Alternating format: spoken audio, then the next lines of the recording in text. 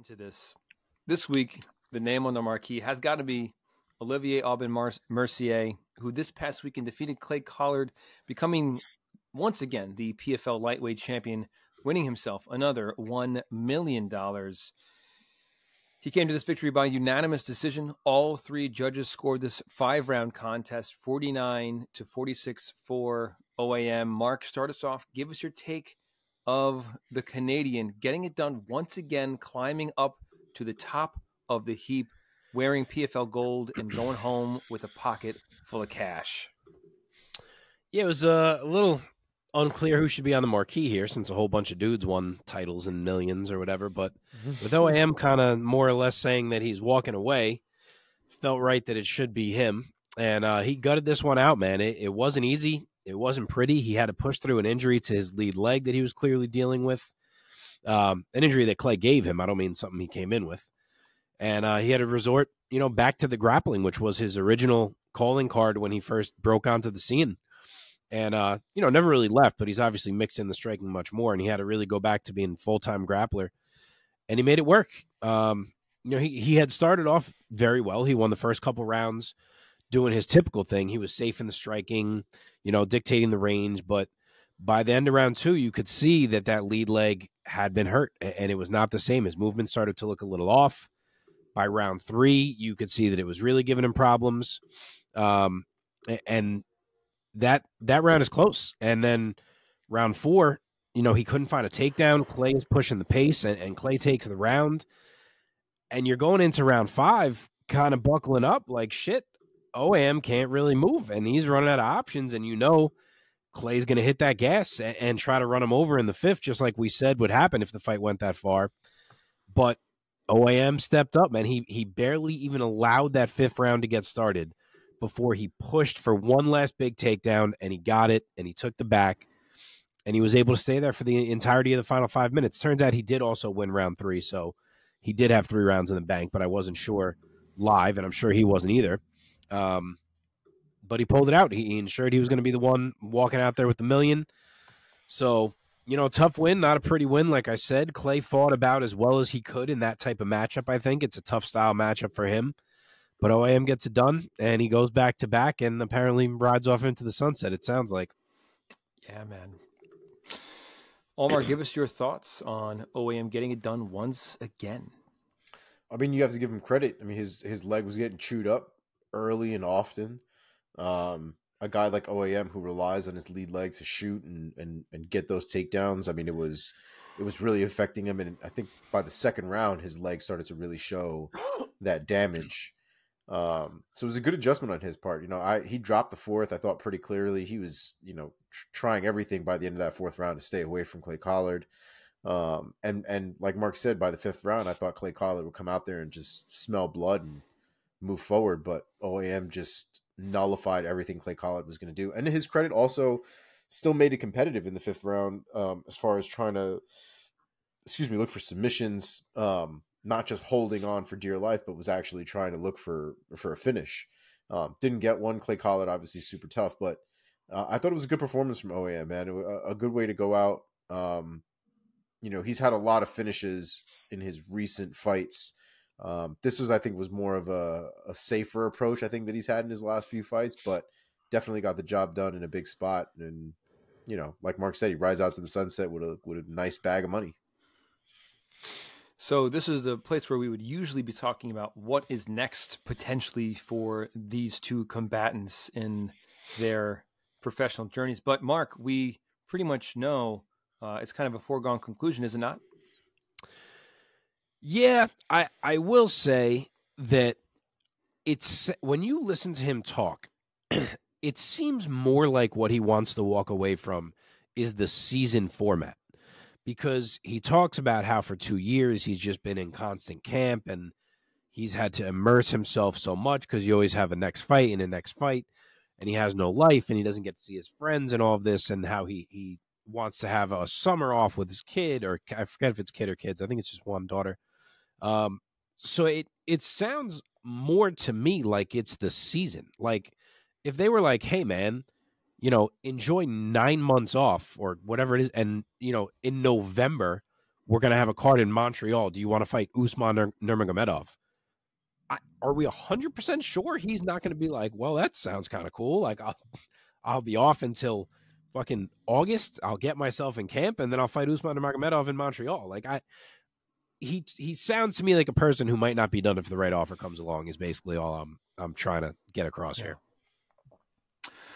How old is he now? He's no spring chicken. He's 34.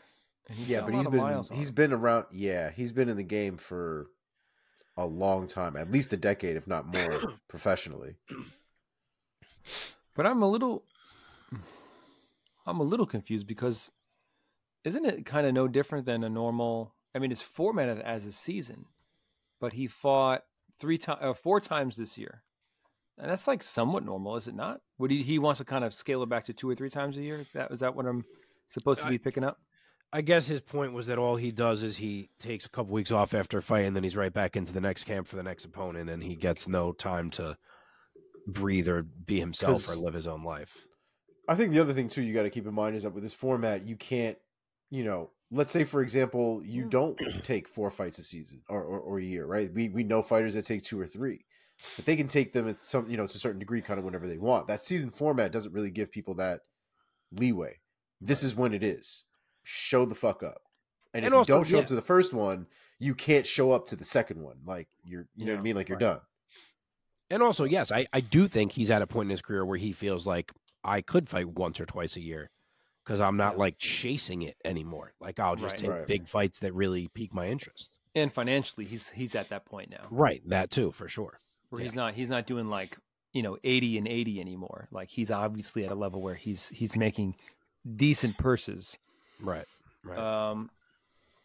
Yeah, and it makes me think of when Don Davis was on Helwani a few weeks ago when he announced the merger officially between Bellator or the PFL buying Bellator, and he was talking about how Bellator is going to transition to be sort of the one-off events. I think Bellator is like no longer going to have their own ongoing belt system.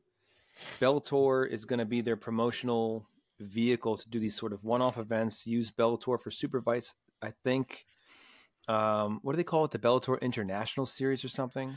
He said something like that. Yeah, I don't know what that means exactly, but that's what he said. Yeah, so Bellator is probably going to go to London, and they're going to go to Rio, and they're going to go here and there to put on big, pay-per-view events, and PFL is going to continue to be the season format. And he brought up Anthony Pettis, and he was like, Pettis is a guy who hasn't found great success in the season format. And Don Davis said, because the season format is the toughest thing in MMA. And I was like, is it? And at the time I heard that interview clip, I was like, is it? But now we have OAM kind of alluding to a similar idea. Like it's kind of a grind on these guys. I also think it's more of a mental grind than you realize as a fighter. Obviously, I'm not a fighter, but I think to finish every fight, and especially in OAM's case for 2 years, and the second you win, your mind immediately goes to, well, I know I'm fighting this guy next, and that is immediately in your head, and you have no mental turnoff. Like in a normal circumstance, even if you win and then you accept the fight 3 weeks later for your next opponent, you had that 3 weeks where you're not in your own head about how you match up with a fighter and what you need to do and blah, blah, blah. So I think just the fact that in their head, they're at war the whole time and there's always a next obstacle to climb and you already know what it is with no downtime, I think that wears on you mentally too. Yeah. I think there's probably also something to be said about sometimes we've seen situations in this format specifically where guys will choke out somebody right after a hard fight or whatever, and then all of a sudden, oh look, I have to rematch him in 3 months because the points went however the hell they went, however that shit happens. That's a good point. So it's like you just did all this work to finish this guy, and like, you should be able to sit back and enjoy the victory and move on, and you can't. You know what I mean? Yeah.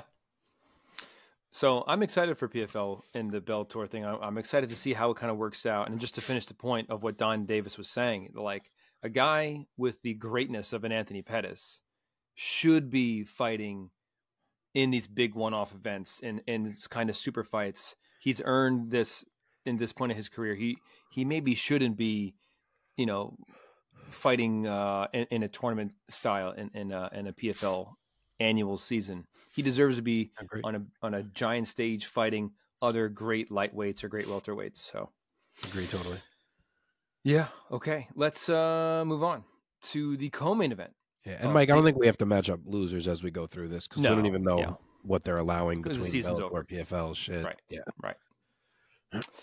Yeah. Okay. In the co-main event of PFL 10, the 2023 finals, Renan Ferreira, round 2 knockout, TKO rather, over Denis Goltsov. Omar, start us off. Give us your take of the heavyweight king of PFL earning $1 million and taking home the gold. Yeah, he's got a lot of power, man. He's got a ton of power in those punches. I'm not super high on either guy's technique and how they throw things and how they set things up. It's a little on the sloppy side for me, but I think that's a lot of heavyweights in general.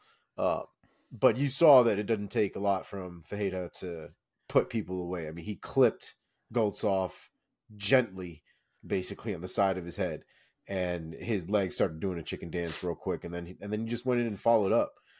It was a great performance from Ferreira. I thought the first round was a really good round from him. I did think that he, tried to work on the bottom as best as he could. I don't think I can't remember. I don't think Goltsov was even able to really get anything off on the ground, but once the second round hit, didn't take very long for Ferreira to take him out. It was a good performance. Mark, your thoughts? Yeah, he is such a dangerous striker. And if he has evolved his ground game to a point where he could survive a full round under guys like he did here against Goltsov, then he's going to be a problem for anyone.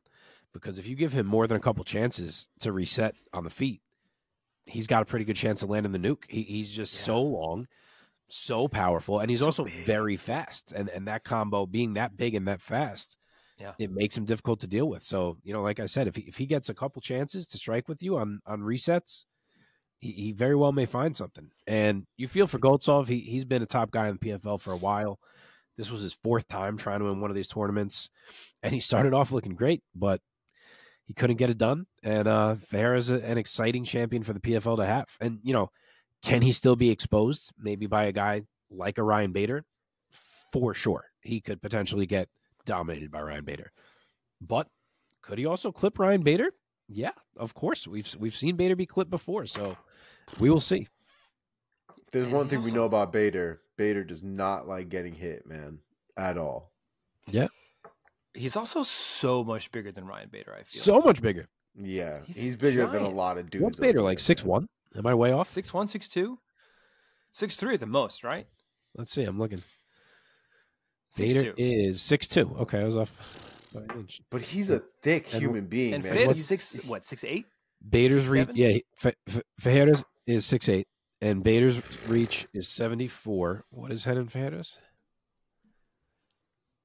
85, dude. Holy fuck, 11-inch reach advantage. Dude, Ryan Bader is going to swan dive into a fucking takedown against that guy. So what is you that? Kidding me?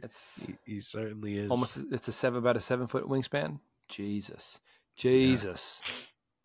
Wow. It's a big man. Yeah. Shall we move on to Pacheco? Is there anything else you guys want to say about I guess Ferreira? we dove right into the Bader matchup. But yeah, just to say one more thing on that real quick. It does seem like that's where they're going. It seems like, they're doing these champion versus champion where they can with the PFL and Bellator. And I know there was some mention on the broadcast of could he be the opponent for Ngannou, but I think if they're smart, they absolutely make the Bader fight first before considering anything with Ngannou. I don't even, and Ngannou might be boxing first anyway, but at least if Ferreira KOs Bader, or if Bader trounces Ferreira, either way, that winner is significantly more built up to be like, okay, they're justified to fight Francis Ngannou. Right now, it would feel very random, especially if it was Ferreira. Yeah. It's crazy to me at this stage in his career how much time Ngannou is taking off between. Oh, whatever. I know. It is so crazy. much time. But he's taking it off to make bank. He is. And as well he should. All right. In the women's featherweight division, Larissa Pacheco wins another $1 million, becoming the women's featherweight champion for the PFL. by defeating Marina Mokhnatkina by unanimous decision. All three judges scored the contest 49-46 for Pacheco. Mark, what are your thoughts? This woman keeps getting better. Hit us. I'm sorry. Did you finish that sentence? I didn't hear you. Like this. I try to just hand it off. Sorry, I blew. You don't win them all. I don't win them all. Yeah, this was wild, man. Just to see someone stand up to the power of Larissa Pacheco the way that Mokhnatkina did was something. We haven't seen that from anyone in a minute. And the knee bar in round one really felt like she might get it for like a good 10 seconds. It was sweaty palms for a while there. But Larissa battled through it. She did, what she does the rest of that fight.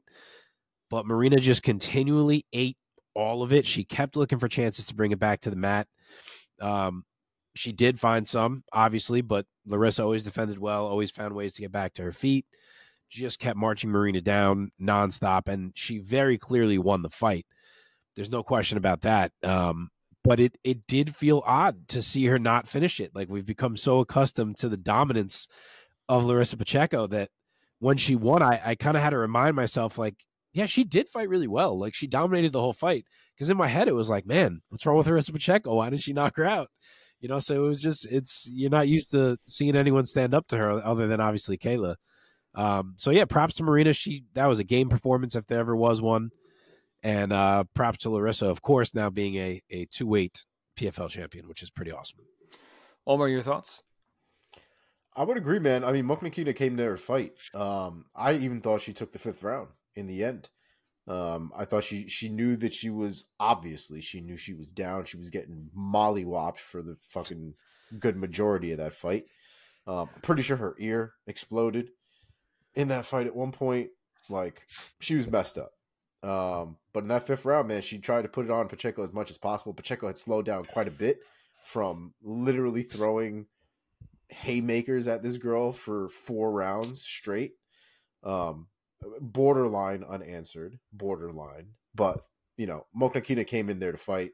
There was a real discrepancy in the power between these women. I mean, Mokhnatkina had landed a couple of strikes against Pacheco's chin, and Pacheco didn't even move. So it was going to be a rough night for Mokhnatkina. But 5th round, I thought she really put the pace on, and I thought she won that round. But it was already, without a finish at that point, it was already too far gone. So what's next for Pacheco, Mark? So going into this fight, I honestly just assumed that it was a done deal, that the PFL was going to ignore Pacheco and try to make Kayla versus Cyborg, just because that's all you ever hear about. But it does seem like they are being fair about it and making, or at least trying to, it's going to be up to Cyborg, who is never super easy, but trying to make Larissa versus Cyborg first and foremost, and having Kayla wait. So I'm a little surprised. That obviously is the fair thing to do. And that's an amazing fight, and I can't wait for it. Yeah, man. Yeah, it'd be pretty dope.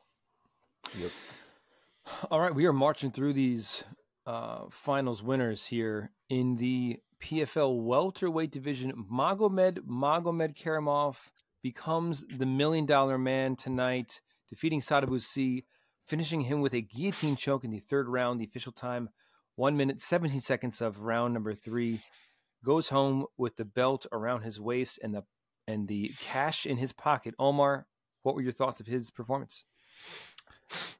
Mark does these nice little breakdowns of this fight, so I'll let him do that. But I got to point out really quickly that Sadibou Sy going for that takedown at the end of that fight is now going to haunt him most likely for the rest of his life.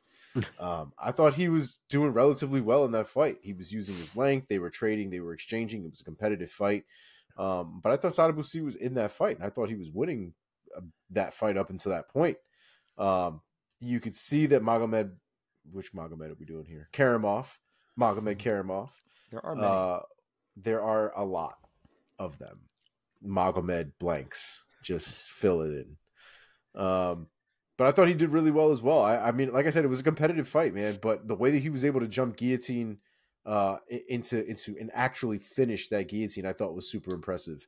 The takedowns, I thought, or the takedown attempts for the majority of that fight, I thought were really good. Sadibou Sy was able to get up from a lot of the ones that were successful, so that I thought was really impressive as well, especially against the guy who all he's going to want to do is go for your legs. So I thought it was competitive, but Magomedkerimov just came away with that nasty little sneaky guillotine. Mark, first I want to get your thoughts, but I also want to ask you, is Magomed the equivalent of Smith in Russian? It certainly seems that way. And something ending in ov is beyond what we even have in everything America. But yeah, what a friggin' performance from Magomed Magomedkerimov.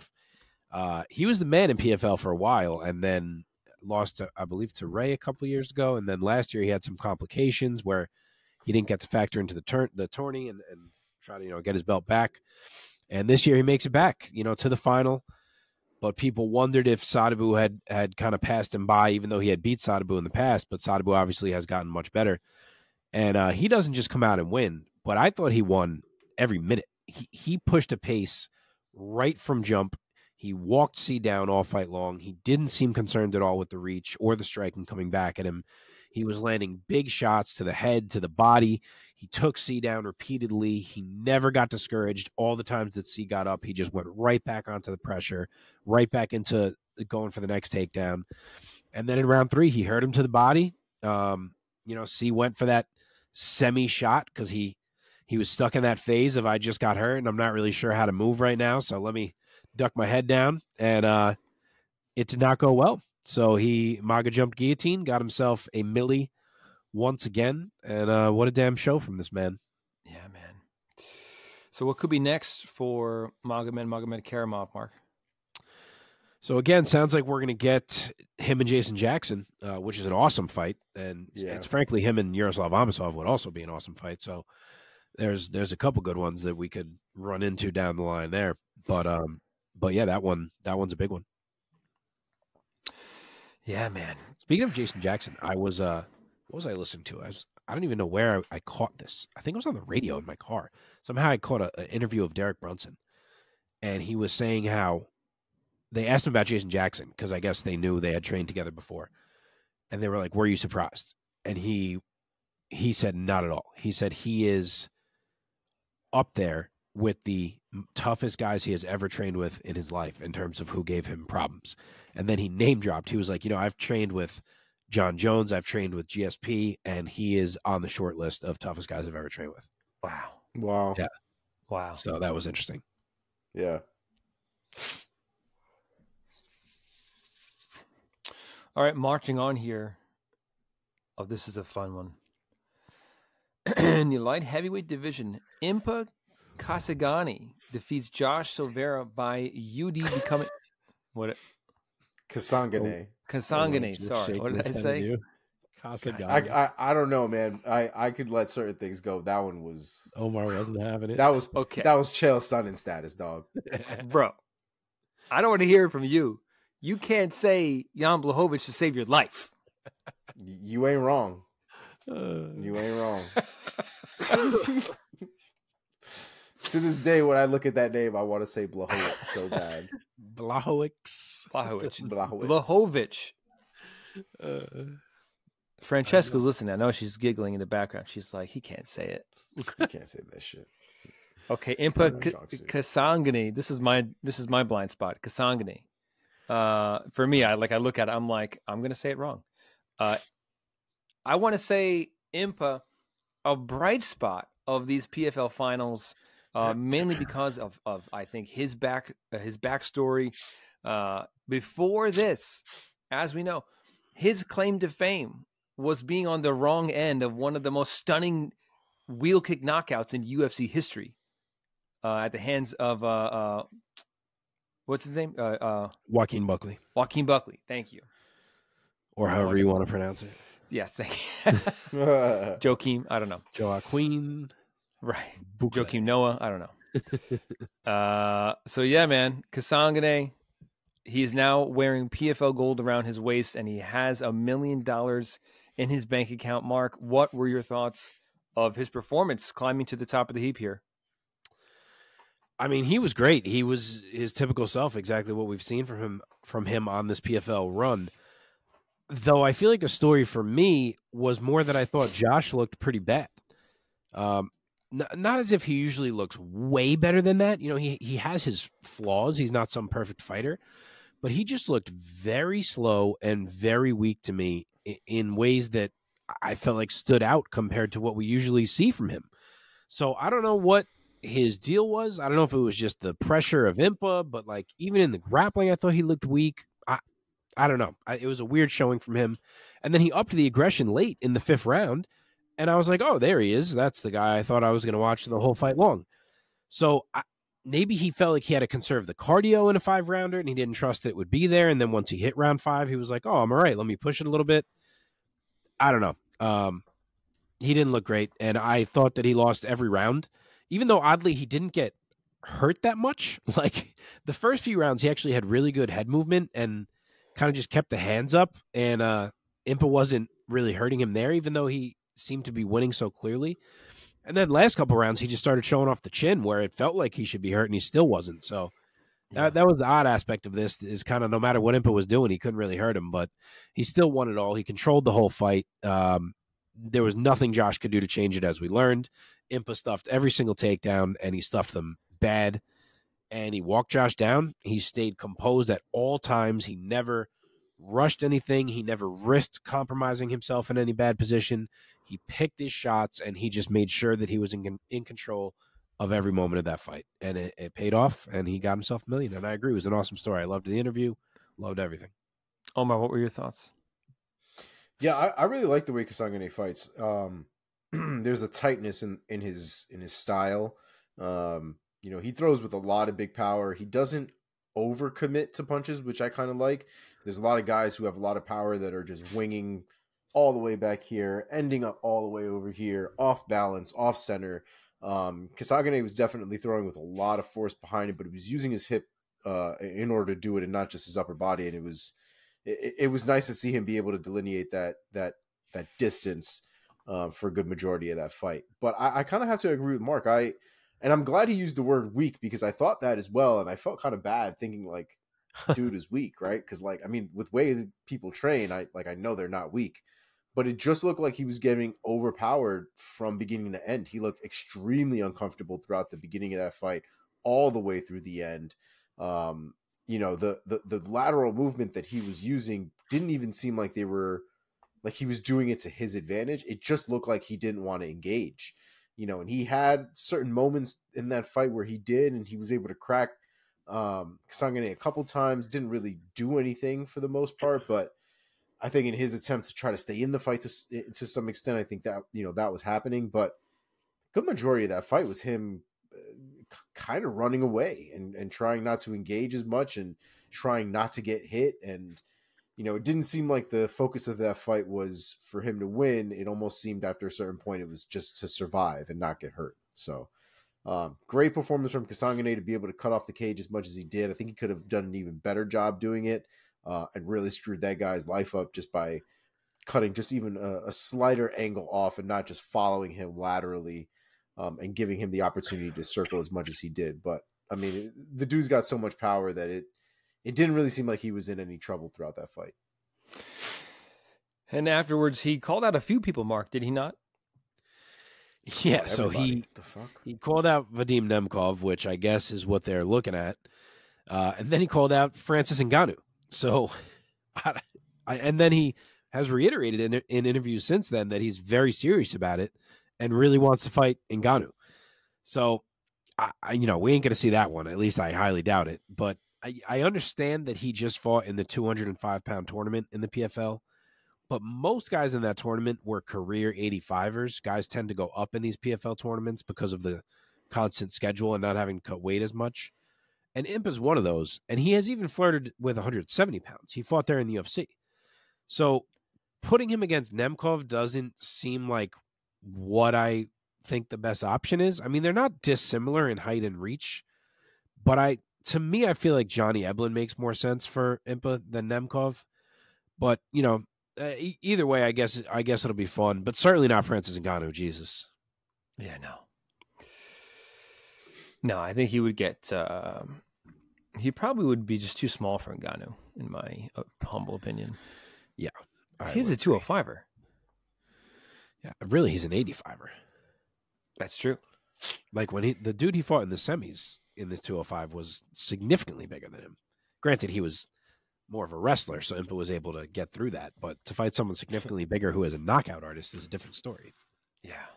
Impa ready to go to sleep for a bag. He's ready. Yeah, why not?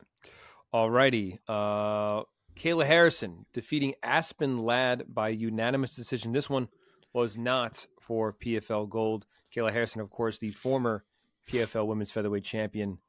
This fight went down at a catch weight of 150 pounds.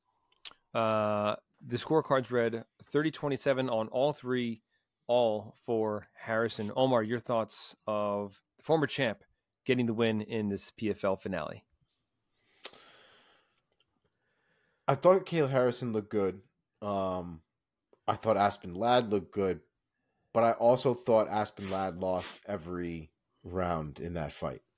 I thought she made it competitive. I thought the reversals that she hit in that fight throughout that fight were absolutely gorgeous. Just seemed like Kayla Harrison was a step ahead, man. I mean, it was very reminiscent of watching somebody play chess, because as soon as Aspen Ladd did something pretty damn skilled, Kayla Harrison had a response for it, and had a response for it right away. You would think that there might be some kind of discrepancy on the feet just because Aspen Ladd maybe has more experience. Not so much, man. Kayla Harrison put those hands together, was throwing really good shots in there. Aspen Ladd needs to move her head a lot more. But I thought Kayla Harrison was significantly better in every area. It was a competitive fight, but it was clear to me that Kayla Harrison had won all 5 rounds. 3 rounds. Mark, your thoughts? 3 rounds? 3 rounds, yeah. 3 rounds. Because it wasn't one of the finals. Titles, it was yeah. just like a showcase fight. Yeah, same take for me pretty much. Kayla looked good. I thought the left hand looked quick early on, which was encouraging. Not something you usually say about her, so clearly she's been working. But she is just such a good wrestler. She has so much control of her own body, which she was really showing off at when multiple times Aspen Ladd almost reversed things and took Kayla down, but couldn't, because Kayla was able to shift the position right back in her favor.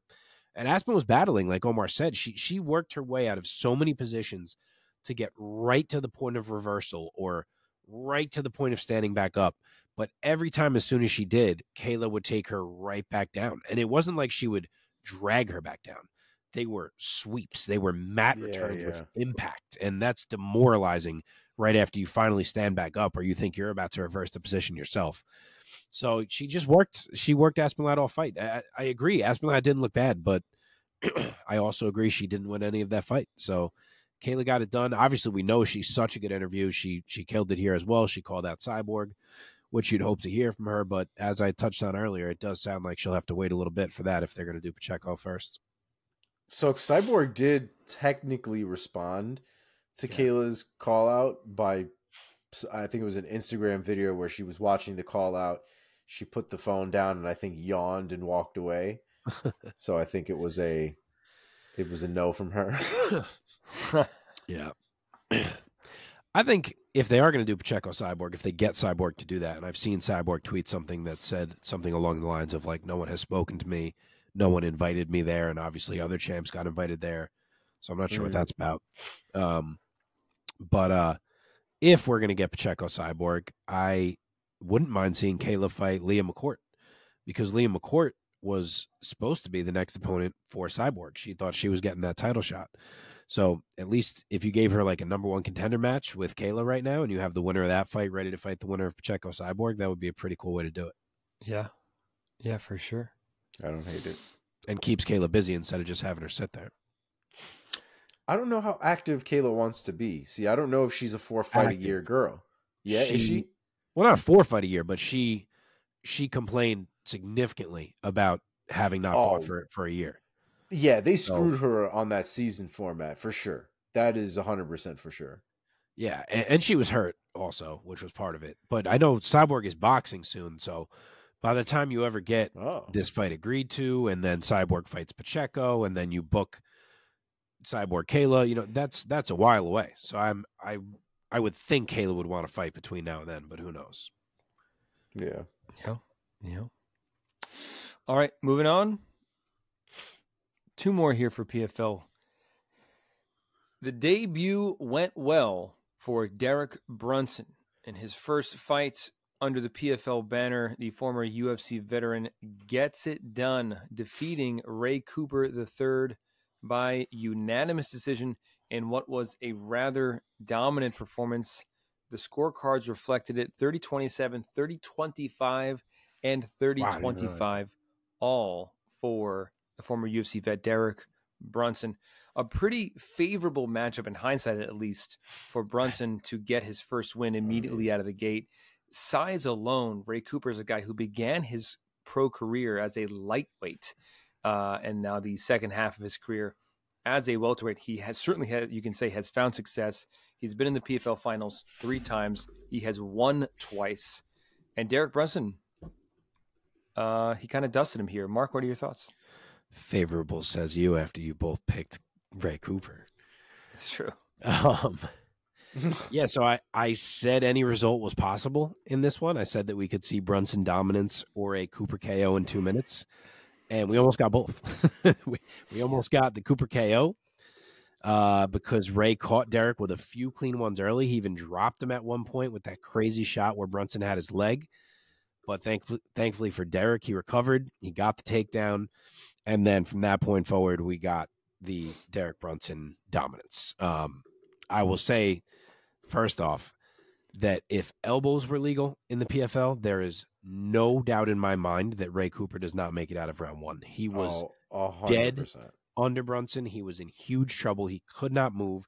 The only thing keeping him alive was that Brunson had to posture all the way up and find angles to throw punches, and that Ray was able to grab his arms and grab his wrists. Whereas if your wrist is getting grabbed, it's a perfect time to throw an elbow. So no doubt in my mind, if Brunson could have elbowed, that fight was over in the first. But either way, it was all Brunson. He was too big for Ray, and the wrestling was too good.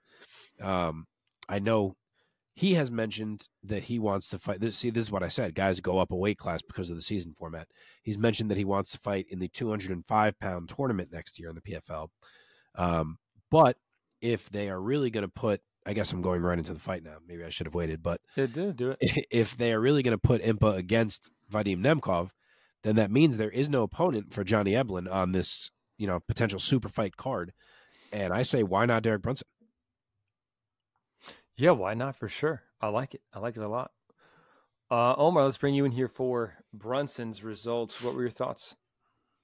So supposedly they're not doing a 135 and a 185 weight class for PFL, which I don't think I ever made that connection, that they don't really have 185.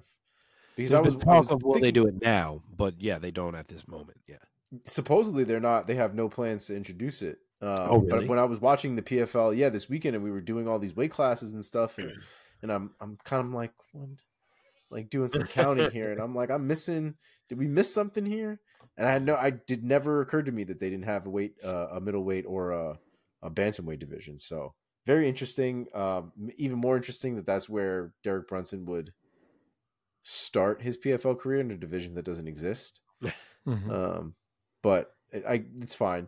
Ray Cooper, though, I thought I didn't think he looked great, man. I he had some moments for sure, but I didn't think he looked great. I thought he looked very much out of shape in that fight.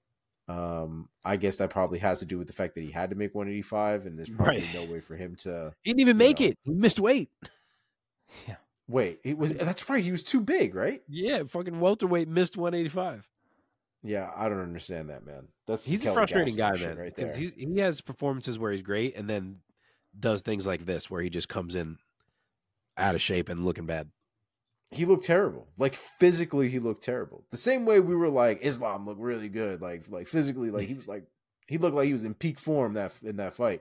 This is the opposite of that. This is the other end of the spectrum. He looked horrible physically. Like from a mile away, we were like, man, this guy's got maybe one round of cardio in him at best at this point. And he got run over a little bit. He had some moments where his flexibility was good. Definitely caught Derek Brunson with a nice little punch on one leg, like half in the air. But overall, it was obvious that Brunson had more strength, had way more technique for sure. And I think Mark makes a valid point about the elbows, because you could see Derek Brunson thinking about throwing elbows and like having to stop himself from throwing the elbows and disqualifying himself after beating Ray Cooper half to death. So I thought it was a great performance from Brunson. I can't tell you that I'll still pick Brunson in the future because I still don't trust him. But it was a good fight, I guess, for him to showcase that that he's here. He's here for some real shit. So yeah, man, good for him. Well, we already. Sorry, go ahead, Mike. No, please. I was going to move on. Oh, I can't remember if we said this last week or not, but to me, I wish the PFL would just allow the elbows when it's not in season, because like I get it that you don't want to do it then, and especially once the tournament starts, because you don't want to get a guy cut and then he can't fight when he's due to fight. But like when you hit the finals, let the dudes in the championship elbow, because there's nothing after that. And if it's a fight that's not even part of the season, like that Brunson fight, let them elbow. What's the reason not to? So I don't, I get their reasoning about we don't want cuts, but that's only in the season. The rest of it doesn't make sense to me. Oh, I forgot. I was wondering what's their rationale for no elbows. But that's what it is. Yeah. It's like even a guy who was a winner could have taken an elbow that cut him bad. Correct. I see. And then he can't advance in the tournament. Yeah. That's exactly what it is. Forgetting the fact that he also could have a concussion or something like that. Well, yeah. Because I guess you can't fight in 2 months if you have like stitches over your eyebrow or something. Right. You can't stitch a concussion. They're fine with that. It's fine. But I am interested if they do that Eblen fight, just because it actually is a really good litmus test of us finding out how good Johnny Eblen is. Because as much as Derek Brunson has his, negatives you could say about him, he's been in there with the best of the best very recently. So if Eblen was to beat him clearly, it still tells you a lot. Yeah. And it's definitely a fight that could happen, because I don't think they're not putting belts up from what I remember. They're just fighting to fight. You know what I mean? So it's there's nothing really on the line that fight wouldn't necessarily make sense if we're just doing fights that we want to see, basically. Yeah. All right. So we already alluded to what could be next for Brunson. So let's move on to our last PFL recap here. Back to the champions in the featherweight division, Jesus Pinedo. Oh, wait, was this a championship fight?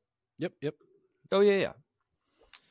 Jesus Pinedo becomes the PFL featherweight champion, defeating Gabriel Alves Braga by TKO, the official time, 58 seconds of round number 3. Omar, start us off. Give us your take. Great fight, man. Great fight from both guys. Great technique. I thought Pinedo, in the end, the biggest difference was really the combinations. I just thought he strung together the combinations a lot better than Braga was able to.